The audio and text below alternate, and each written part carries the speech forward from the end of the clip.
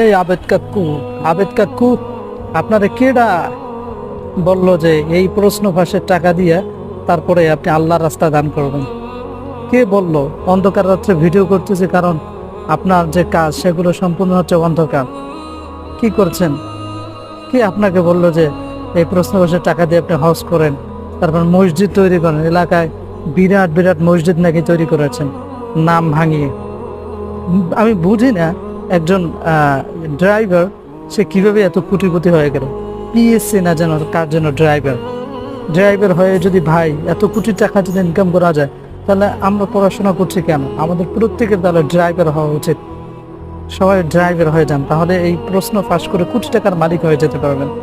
আর এই যে কিভাবে নির্লজ্জভাবে সে বলে দিল যে কি বললো যে যত টাকা ইনকাম করেছে ওই প্রশ্ন ফাঁস করে তার সব টাকাগুলো কি করেছে আল্লাহর রাস্তায় দান